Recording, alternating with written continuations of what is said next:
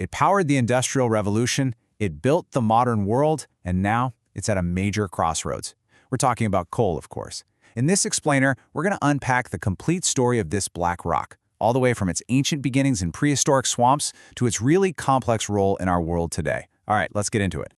You know, to really get a handle on coal, you've got to think of it as stored sunlight. No, really.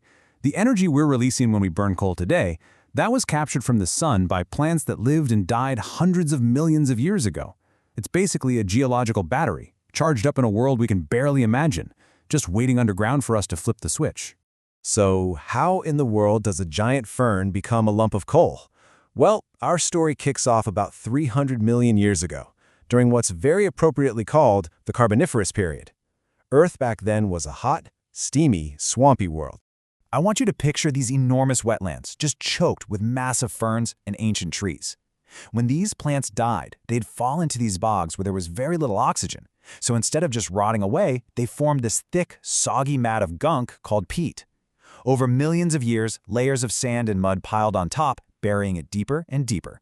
The incredible pressure and the heat from the Earth's core literally cooked it, squeezing out all the water and leaving behind almost pure carbon. That whole process, that's called carbonization. Here's the thing, though. Not all coal is created equal. The more time, heat, and pressure it gets, the higher its rank. You start with lignite, which is the youngest, kind of crumbly, and has the least energy. Then you've got bituminous, which is the real workhorse. It's the most common type we use for electricity and making steel. And at the very top, you get anthracite. This is the old man of coal. It's almost pure carbon, hard and shiny, and it burns super hot and clean. But it's a lot rarer and way more expensive.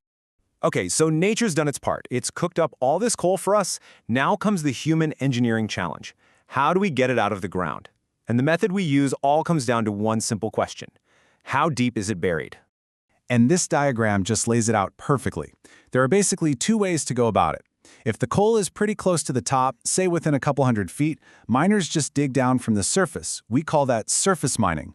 But if it's buried way deeper, well, you have no choice but to tunnel into the earth to get to it, and that's underground mining. So right away, you can see there's a huge trade-off. Surface mining is way more efficient and a lot safer for the miners because you can use these enormous machines out in the open air. The downside, it completely alters the landscape. On the other hand, underground mining leaves the surface pretty much as it was, but it's way more complex, more expensive, and has always been a lot more dangerous for the people working down there. Let's dig a little deeper into those underground methods, shall we?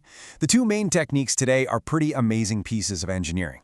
With room and pillar, it's literally like carving out a giant underground chessboard. You cut out rooms of coal, but you have to leave these massive pillars of coal behind to hold up the ceiling. Longwall mining, though, is more like a high-tech underground factory line. A giant shearing machine just slices coal off a really long wall, while these massive hydraulic shields hold up the roof and then let it collapse safely behind them. It's an unbelievably efficient way to get almost every last bit of coal out.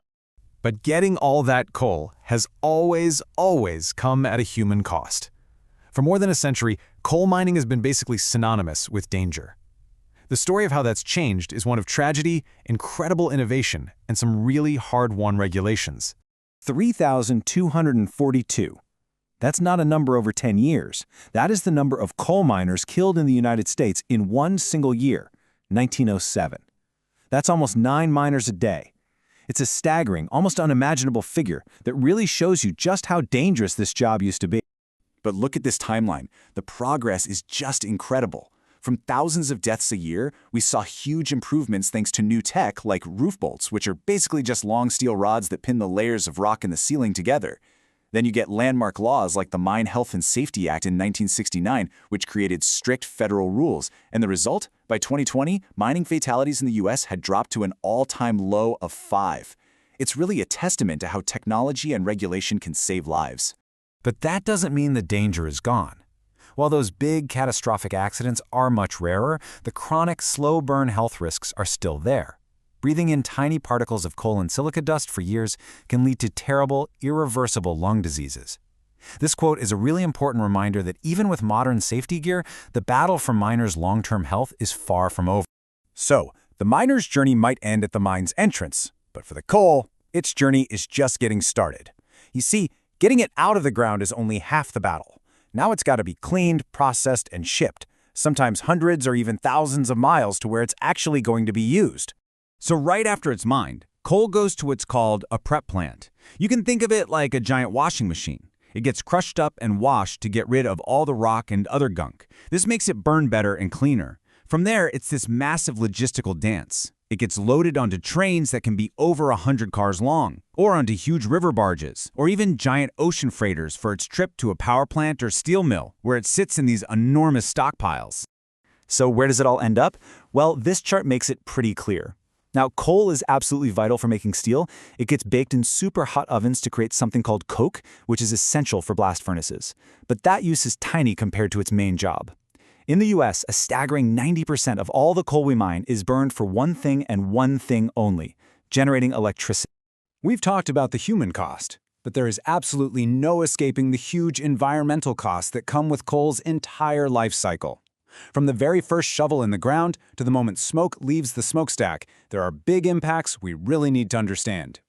One of the most shocking examples of this is mountaintop removal mining. To get to the coal, companies will literally blast the tops off of mountains and then just dump all the leftover rock into the valleys next door. The scale of this is just hard to wrap your head around. We're talking about hundreds of mountains flattened and thousands of miles of streams completely and permanently buried under rubble. And then there's another really persistent problem called acid mine drainage. So when mining exposes rocks that have a lot of sulfur in them to air and water, a chemical reaction starts that creates sulfuric acid. This acidic water then runs off into streams, poisoning them with heavy metals, killing almost everything, and often turning the water this eerie, toxic, bright orange. And the worst part? This pollution can keep happening for hundreds of years after a mine shuts down.